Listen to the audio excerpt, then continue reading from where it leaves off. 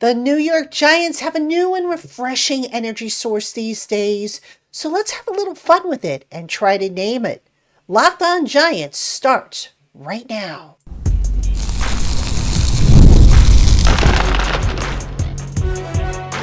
You are Locked On Giants, your daily New York Giants podcast, part of the Locked On Podcast Network, your team every day. Hello, New York Giant fans, and welcome to another edition of the Locked On Giants podcast, part of the Locked On Podcast family, your team every day. I'm your host, Patricia Traina, credential member of the New York Giants media for Locked On, as well as for New York Giants on SI, which is where you can find all of my written work. And as always, we welcome on in our Blue Crew community members, our everydayers, our newcomers, and everybody in between. And we thank you so much for spending part of your day with us here on the Locked On Giants podcast, or if you're making us your first listen of the day, we appreciate that as well. Today's episode of Locked On Giants is brought to you by Mazda. Like our players, we sweat every detail because when you make every move count, pulling off the unexpected is only the beginning. Mazda, move and be moved. All right, Giant fans, hope everybody had a really great weekend. It was kind of weird not having Giants football to watch on Sunday, but for those of us like myself who were kind of curious, I did check out the Jets and the Broncos game. The Broncos, of course, being up next on the Giants schedule. But before we get into the Broncos stuff, which will be later in the week, I thought we'd have a little fun coming off of the long weekend, if you will. The Giants have this new energy source in Jaxson and Skattebo, and I thought we would talk a little bit about it and maybe try to come up with a nickname for the duo. Both guys individually and the duo themselves. So I came up with a few and I'm going to throw them out there and I'm going to ask you for your opinion on that. Or maybe you guys have a better suggestion. I don't know. But I figured we'd start off and we'd have a little fun. Then in segment 2, there are still some guys on this Giant team that are kind of quiet performers. Then in segment 2, we're going to take a look at some of the under the radar but quiet performers that have really made a difference in the Giants games the last few weeks. Giants going 2-1 over the last 3 weeks, which is not too bad if you think about it. And then finally, we'll look at some of the underperformers, guys that still need to step it up. And there's a bunch of them, but hopefully they don't continue to drag the team down. So that's what we're going to do on today's show. Again, welcome on in to everybody. All right, Dart and Skattebo. Let's talk about those two, because what's not to love about them, right? So let's start with Dart.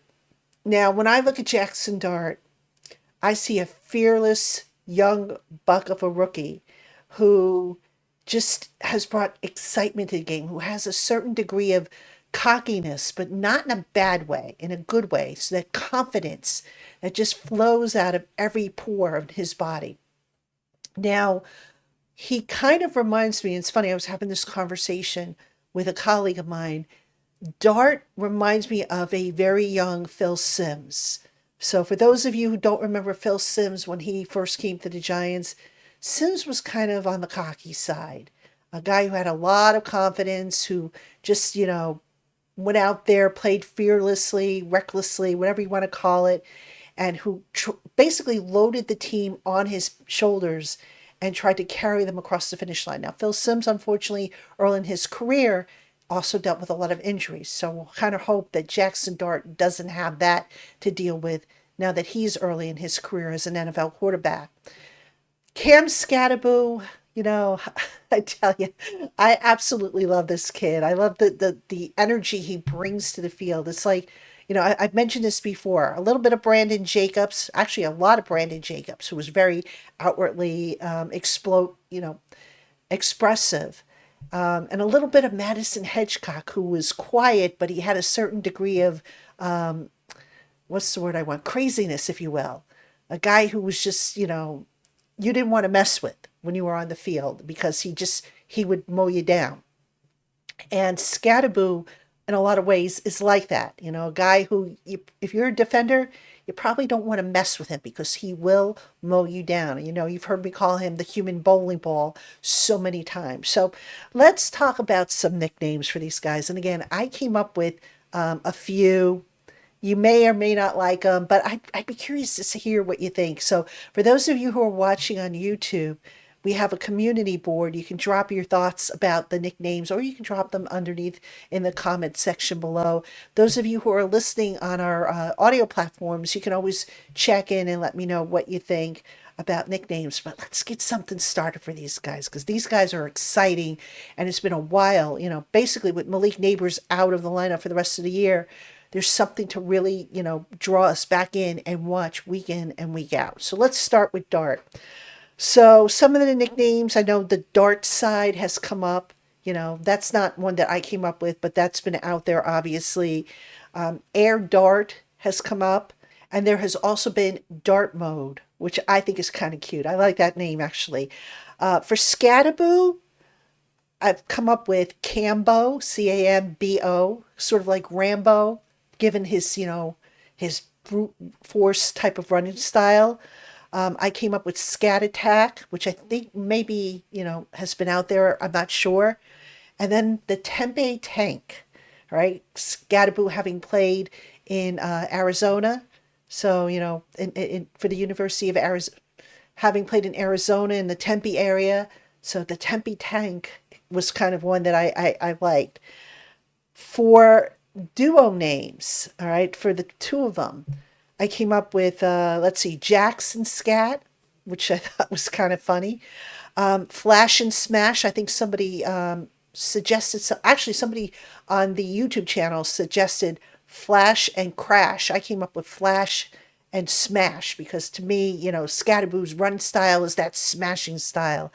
Operation Dartbow, didn't really care for that one, but that was one that, I jotted down. The Precision Power Pair, kind of like a superhero type of name, if you will.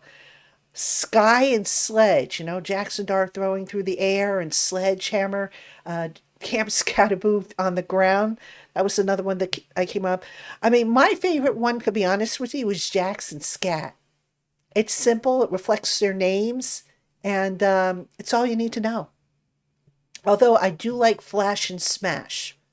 But I'd be curious to know what you think about the duo name, because like I said, this is a dynamic duo. Hey, there's another one for you, right? Dynamic duo. But yeah, this is a group of, this is a duo that has brought an infectious type of energy to the locker room. And, the veterans talked about it after the game. You can see it with every, play that those guys made. You can kind of see it rubbing off on their teammates. And how nice was it to see that kind of energy? Because that energy has been missing from this Giants team for like the longest time. And now they finally got it back. And we can only hope that however you want to call the duo, Jax and Skat, the power pair, Cambo, whatever you want to call it, whatever you want to call them, you can only hope that they're going to be on the field for a very, very long time for this New York Giants offense, which is finally developing an identity on offense, something that they didn't have for the longest time. All right, Giant fans, coming up next, we're going to take a look at some quiet performers, guys who maybe you don't notice as much, but they have made such a big impact. And no, I'm not talking about Jax and Skat. I'm talking about other guys. So we'll talk about that right after this. Hey, Giant fans, you know the saying, look good, feel good? The problem is that most dress clothes only check one of those boxes. They look sharp, but they feel stiff, hot, and are high maintenance. That's why there's Mizzen and Main. Mizzen and Main makes classic menswear with performance fabrics, so it's effortless to look sharp and feel comfortable. They invented the performance fabric dress shirt over 10 years ago, and they perfected it ever since. Their shirts are stretchy, moisture wicking, wrinkle resistant, and machine washable. No ironing, no dry cleaning. And their stylish fashions make it easy to go from the office to dinner or even out on the golf course and still feel comfortable all day. Right now, Mizzen and Main is offering our listeners 20% off their first purchase at mizzenandmain.com with the promo code LOCKEDONNFL20. That's Mizzen, spelled Mizzen, and Main, MAIN.com. And that promo code is Locked On NFL 20 for 20% off. And if you'd rather shop in person, you can find Mizzen and Maine in select states. This episode of Locked On Giants is brought to you by Mazda's Moving the Game Forward. For those who believe it's not just about playing the game, it's about redefining it. There are moments that do more than put points on the board. They move crowds, move culture, and keep moving the game forward. And this week's moment that moved the game forward is the play of the run defense for the New York Giants. That's right, for the second week in a row, the Giants held an opponent's rushing attack to under 100 yards, and that feat went a long way towards helping the Giants beat the Eagles at their own game, which is in the trenches. When you follow what moves you, the unexpected is only the beginning. And just like there's more to every highlight, there's more to a Mazda vehicle. Mazda, move and be moved. All right, Giant fans, welcome back to Locked On Giants. I'm your host, Patricia Traina. The Giants are back at work this week, Monday, regular work week. They face the Denver Broncos, who are coming off a London game against the Jets. A kind of a yucky game, if I might say so. I mean, I really thought the Broncos would crush the Jets with a lot more points than they did, but they had trouble scoring. It was more of a defensive battle, I thought, and it's going to make for an interesting game next Sunday because the Giants, they've been playing, they put together a really good game against the Eagles, and I got to think that's going to go a long way. But still, coming up on Locked On Giants later this week, we'll of course have crossover Thursday with Locked On Broncos. I think we're going to get Cody Rourke for that one. Thursday, we also have the Squad Show, the Giants Squad Show, which is a separate podcast. That's going to be hosted by Jay Berman. And I'll be on the panel. Mark Collins, former New York Giants cornerback, he'll be on the panel. And we, of course, will keep you rolling right along here with all things Giants. All right. Let's talk now about some guys who have been solid performers, but you don't really notice them a whole lot. And I have three that I want to talk about. The first one is left tackle Andrew Thomas. Andrew Thomas, now, it wasn't that long ago where people were saying, oh my gosh, he's injury prone, he's a China doll, we got to think about a left tackle, this guy is never going to be the same, etc., etc.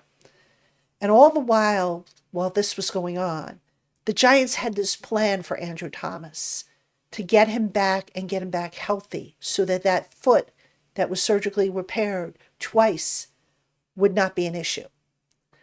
Took a little time and, it required some patience, which unfortunately some of us didn't have.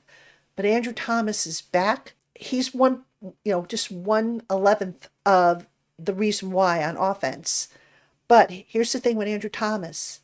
That man is pitching shutouts, right? According to Pro Football Focus, he has allowed just 2 pressures, 0 sacks in 130 pass block snaps. That's a 99.2 pass blocking efficiency rating. Andrew Thomas is playing solid ball and has not looked as good since, I want to say, I think it was his 2021 season when he was second team All-Pro. This week against the Broncos, he will probably see a lot of Nick Bonito.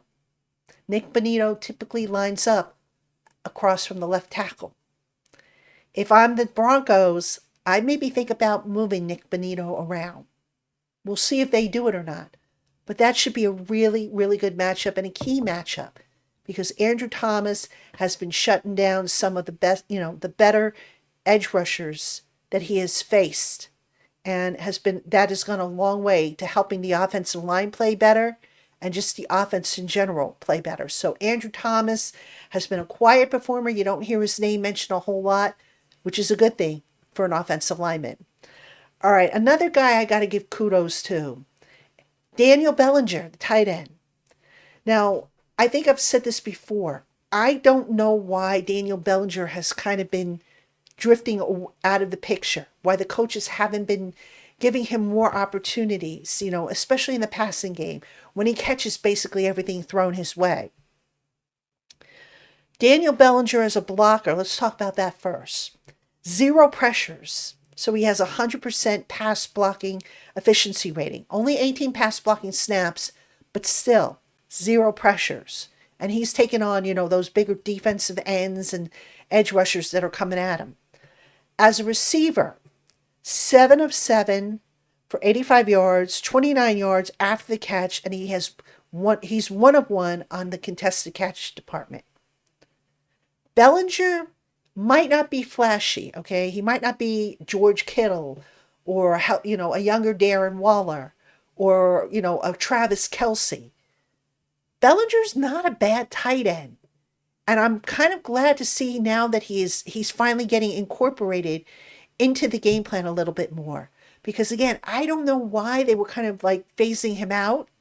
I guess they wanted to roll with Theo Johnson, but if you think about it, the Giants have tried to either draft or put somebody over Bellinger since the guy was in his second season.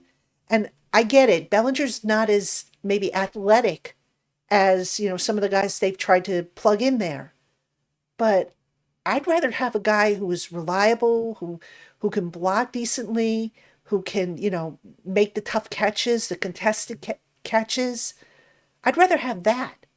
And, okay, he's not going to be a big yard after catch generator, but he's been solid, at least to start this year. So kudos to him. And then finally, well, and there's other guys, but I just only picked 3 for this segment, but Cordell Flott. All right, how happy was I that the Giants abandoned that rotation between Cordell Flott and Deonte Banks? I was thrilled. Cordell Flott has been playing better than Deonte Banks going back to the summer. Okay, how good has Flott been? In 210 coverage snaps, he's allowed a 64% catch rate, 178 yards, 32 yards after the catch. He has 4 pass breakups, 1 interception, and oh, by the way, his 4 forced incompletions, overall, Cordell Flott has been the best of the Giants cornerbacks across the board. And it's not even close. All right. So I kind of found it interesting because Brian Dable said, well, for this week, meaning for the Eagles week, we were going to kind of, that was our game plan. That's what we decided to go. But we might go back to the rotation. They're not going back to that rotation. Why would you take a guy who is performing well off the field for a guy who has struggled? In what universe does that make sense? It doesn't. So Cordell Flott gets a tip of the hat. Of course, he had that big 68-yard interception, which set up the Giants' final score. So you keep him in there until such time when he either gets hurt, knock on wood, hopefully he doesn't, or he shows that he can't get it done. You keep him in there. And to heck with the stupid rotation. Because look, everybody knows when Deonte Banks was coming in on the field, he was coming in on obvious passing downs, and they were going to play man coverage. All right? Why don't you take up a billboard in Times Square and advertise that? Because everybody kind of knew it, So it made no sense. At least with Flott, you got a guy who could play zone a lot better than Banks can. He could play man coverage if you need him to. And you're not telegraphing to the other team what you're planning to do. So, again, I don't see how a rotation makes any kind of sense. Cordell Flott's been playing well, and I hope the team's coaches keep him in there because he has made a difference. All right, Giant fans, coming up next, there's some guys that still are struggling to pick up their game. And we'll talk about it. So don't go anywhere. Hey, Giant fans, when the opening whistle blows on a new repair, get your crew moving forward with Supply House. Order today and see parts on your doorstep tomorrow. Over 280,000 plumbing, HVAC, and electrical items from the most trusted brands in the business. Their real-time inventory and honest lead times keep you from punting projects, while their industry-leading customer service always has your blind side covered. There are some times when you can't wait for days to get that part you need for a project. Well, now you don't have to wait because Supply House has next day delivery.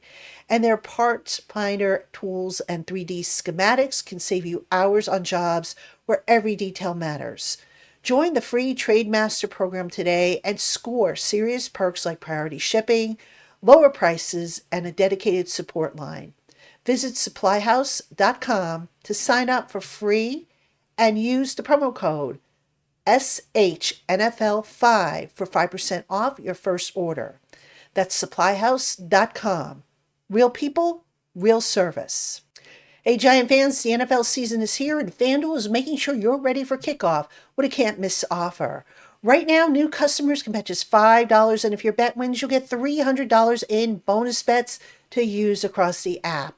I love using FanDuel because it fits however you like to bet. Player props, building a same-game parlay, or even jumping in live as the action unfolds. So are you ready to play? Download the FanDuel app today by visiting FanDuel.com to get started.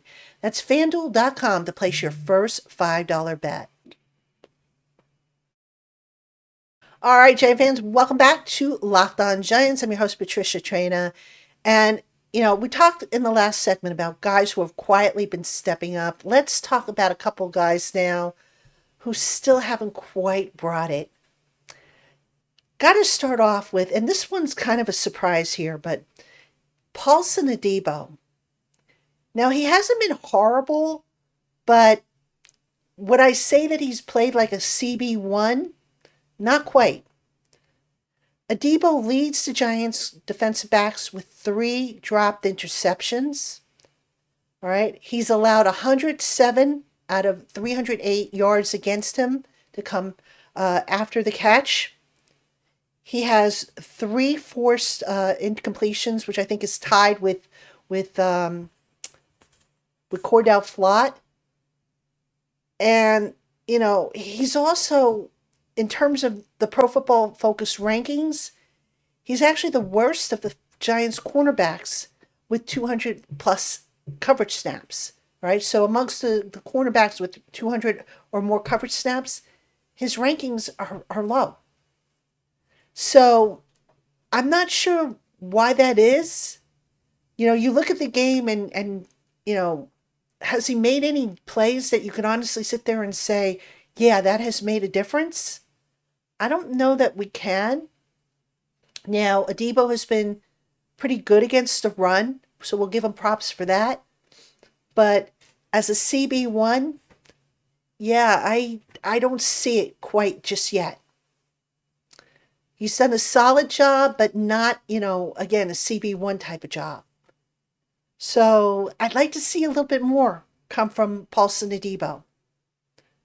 I think maybe it will happen. I don't know, but maybe as this, the season continues to crank on, sometimes guys take a little longer to get started up. Now, I get it. We're going on week 7. But remember, Paulson Adebo missed most of last year. So maybe he needs a little extra time to kind of pick things up. I don't know. All right, we talked about this before. Tyler Nubin, safety. He is the only one of the Giants' safeties with no forced interceptions, no pass breakups, and who actually has 1 dropped interception. All right, this is based on 260 cover snaps. He's got a 124.2 coverage rating, which is the worst of the Giants' safeties and the second worst of the entire Giants' defensive backfield behind Deonte Banks's 154.2.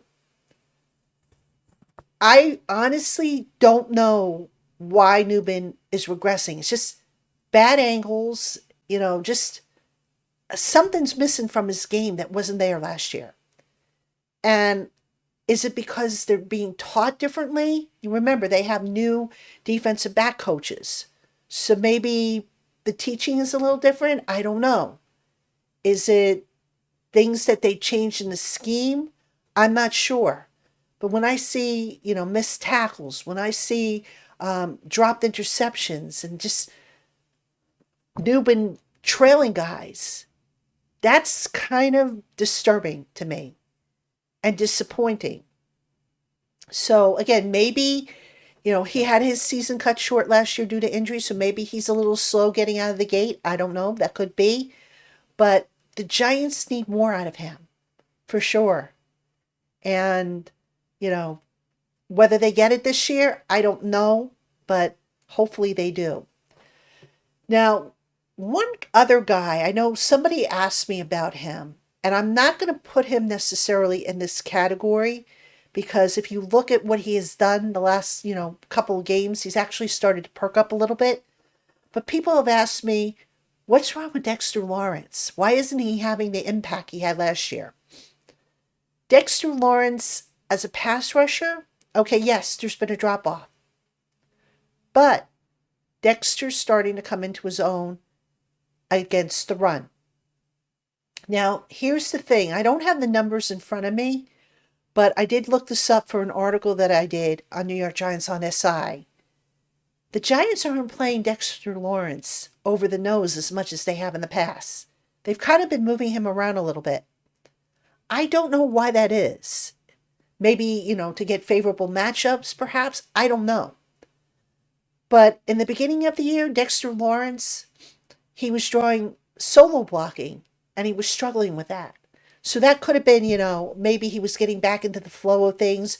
Maybe that elbow was bothering him. I mean, it could be any number of reasons. Of late, Dexter Lawrence has been a lot better. Is he posting the sack numbers that he did last year? No, not even close. But is he creating opportunities for the guys behind him to do so? I'd say so. So I'm not going to say that Dexter Lawrence is a guy that needs to step up.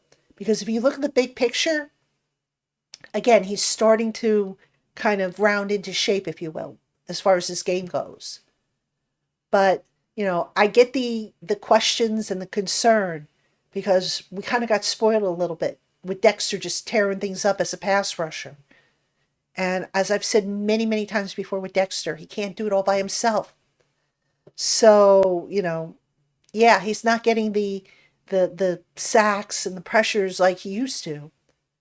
But is he creating opportunities for the guys behind him? I'd say so. So, yeah, I can't put Dexter Lawrence in this category, even though some of you have said or have asked me what's going on with Dexter and why isn't he looking like the Dexter Lawrence that we all know and love. So combination, like I said, playing him different positions, not so much as, over the nose, but where he was really dominating. Could be health related. I mean, could be any number of things. But I'm not really worried about Dexter Lawrence. Dexter Lawrence brings his A game every week. And there's going to come a time when he's just going to take over the game. I'm not worried about him. It's just a matter of time. So we just got to be a little patient, I think. All right, Giant fans, that is going to do it for this edition of Locked On Giants. As always, we thank you for spending part of your day with the Locked On Giants podcast.